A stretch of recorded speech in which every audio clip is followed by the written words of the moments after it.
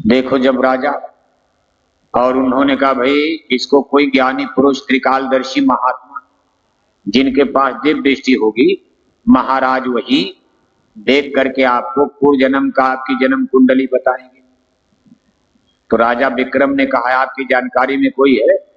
कहा बस यहाँ से कुछ दूर उज्जैनी के जंगल में एक महात्मा जी का पहाड़िया पर आश्रम है। मुझको लगता है कि उनके पास दिव्य दृष्टि है, क्योंकि मैं तो एक बार गया, वो जो कह देते सच हो जाता। राजा ने कहा भाई मेरे राज में, मेरे उज्जैनी के बगल में इतने बड़े महात्मा रहते हैं, मैं जान नहीं, मुझे पहुंचाओ, ले चलो जल्दी। बैठे रथ पर गए, महात्मा जी के चरणों में प्रणाम किया और अपनी अपील उनके सामने देखो रख दिया। महात्मा जी ने कहा राजन आपके तो कई जन्म हो चुके हैं, क्या पचड़े में पड़ते हो, प्रेजेंट वर्तमान को देखो।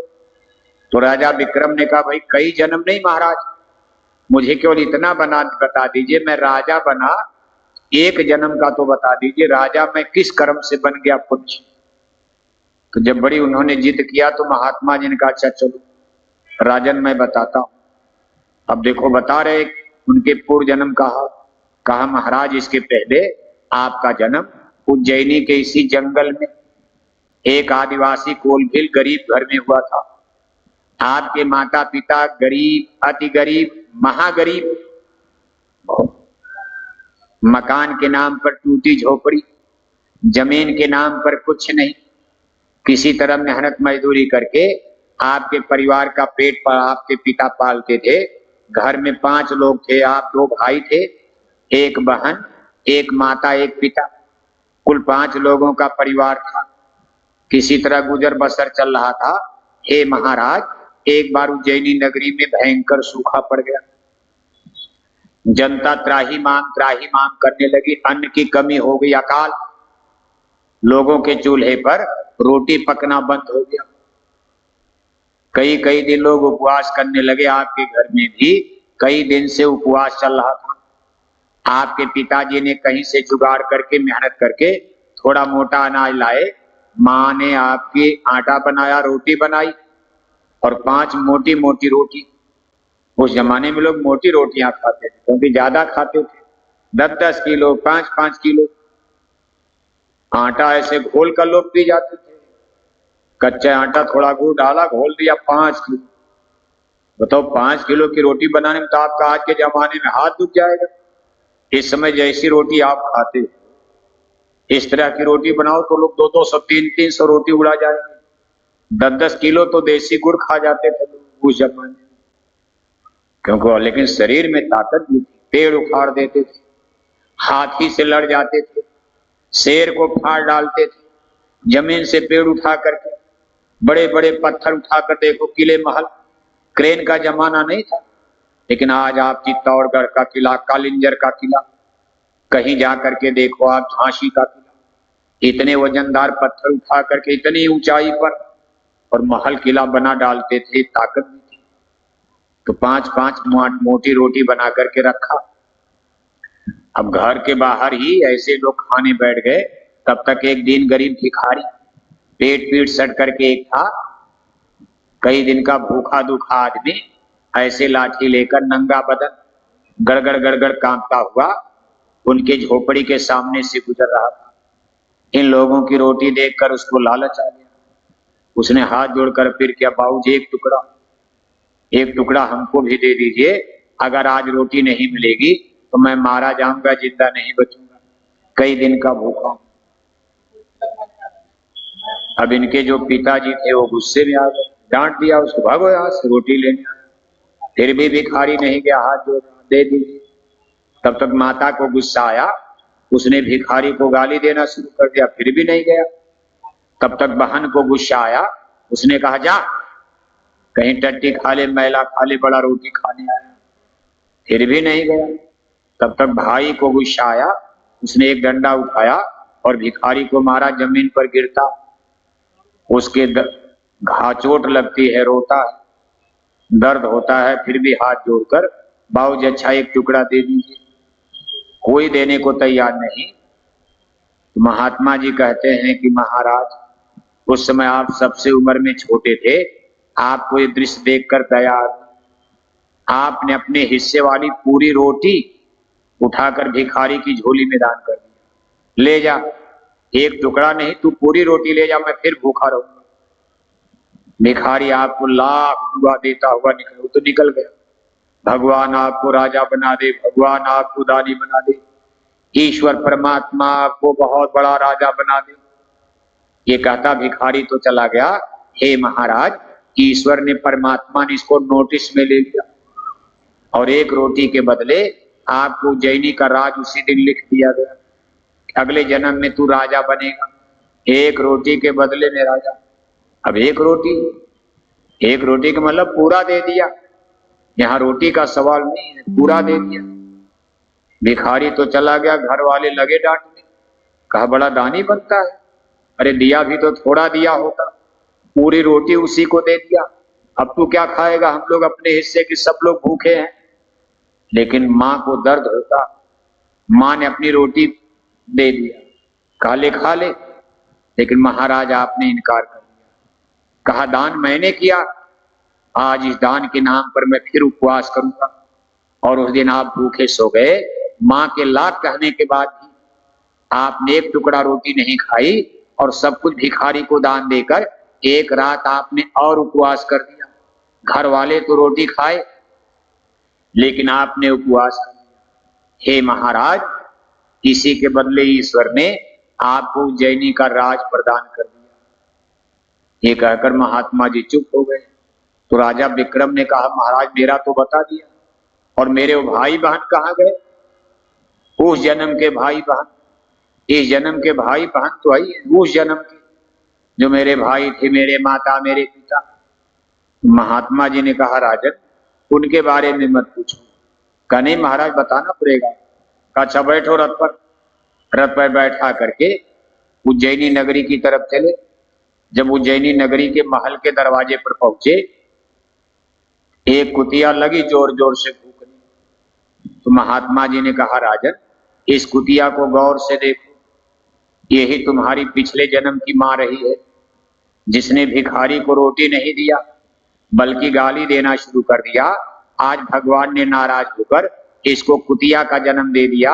अब ये भू भू करती है, अपने पेट की भूख मिटाने के लिए इसको जगह जगह टट्टी गंदगी खानी पड़ती।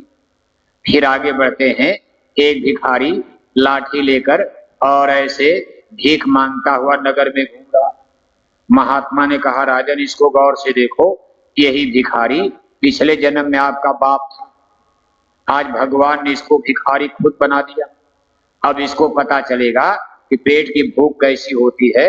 आज अपने पेट की भूख मिटाने के लिए एक खुद भिखारी बनकर भीख मांग रहा। आगे पहुंचते हैं, एक तालाब के किनारे धोबी घाट पर एक धोबिन सबका मैला कुचैला कपड़ा धो रही थी।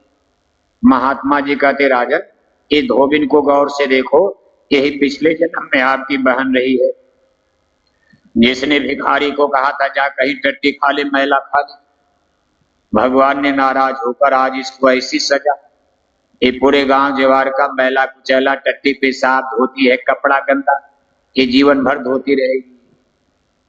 फिर कहते महाराज मेरे भाई जिन्होंने भिखारी को डंडा मारा उनका बताइए।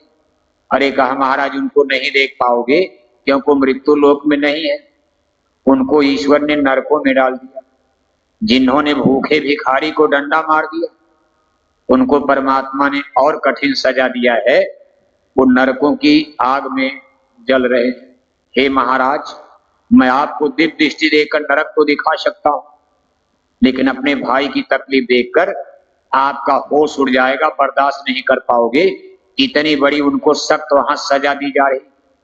नरकन में बहुत त्रास दिलावे, अगिन कंब से फुल लिपटावे, हाय हाय कर जीव चलावे। कहा महाराज बड़ी वेदना तकलीफ, इसलिए महाराज अब आप अपने महल में जाइए, आराम से राज कीजिए, इसी तरह दान पुण्य करते रहिए, अपने पुण्य को बढ़ाते रहिए। हो सकता जीवन में किसी महापुरुष का संसर्ग प्राप्त हो जाए। राजा रानी तो सब छोड़कर चलना पड़ता है, यहाँ कौन किसका है, चाहे आप राजा बनो, रानी बनो, कुछ भी बनो, लेकिन इसके आगे जब सब पुण्य मिल जाएगा एक दिन आपको संत के पास पहुंचा देगा। इसी तरह पुण्य कमाते कमाते जब ज्यादा बैलेंस संचय हो जाएगा, तो यही पुण्य की पूंजी हमको आपको संतों के पास ले चलेगी। बस काम आपका बन जाएगा, जन्म मरण से पार हो जाओगे। पुण्य पुंज बिन मिलन क्षमता, ये तो छोटे मोटे पुण्य हैं। राजा बनना, रानी बनना, दुख सुख, सुंदर शरीर मिल गया, घर मकान मिल गया, ये मिल गया, बेटा बेटी मिल गई। लेकिन जब पुण्यों का ढेर संचय इकट्ठा होता है, तब जीव पर प्रभु की कुल मालिक की दया होती है, भाई इनको जन्म मरण से निकाला जाए। तब जीव संतों की शरण में चला जाता है और वो अपने आप खींचते। प्रेमी भाई बहनों, किसी जन्म का आपका समझो पुण्य भाग जाग गया और आज अपने प्यारे सदगुरु की दरगाह में देखो खींच करके, ना चाहते हुए भी आप कैसे चले आते हो आपको भी नहीं पता होगा। कौन लाता है, कैसे आते हो, और इतने दिन से चले आ रहे हो। तमाम भ्रम भी होता है, संशय भी होता है, दुनिया वाले भी तान मान मारते रहते, क्या बार बार सत्संग सत्संग करते रहते हो, लेकिन इसका कितना बड़ा लाभ और फायदा प्राप्त होता। देखो एक दृष्टांत आता, बहुत सुंदर दृष्टांत है। द्वापर युग का अंतिम चरण चल रहा था, उसी समय महाभारत की रचना हुई है, जिसमें 18 अक्षरी, जिनकी संख्या 55 लाख बनती है। उस समय की गणित तो 18 अक्षरी, और वर्तमान में जब आप 1000, 10,000 लाख, इसमें 55 लाख बनती है। 55 लाख लोग युद्ध में मारे गए। जिस दिन युद्ध समाप्त हुआ केवल 18 आदमी जिंदा बचे थे। 15 बचे पांडव दल में और 3 बचे कौरव दल में। पांडव दल में 5 तो पांडव बच गए, एक भगवान श्री कृष्ण बच गए, कुछ द्वारिका के यदुवंशी सरदार बच गए। इस तरह से 15 आदमी पांडव दल में और 3 आदमी बचे थे कौरव दल में।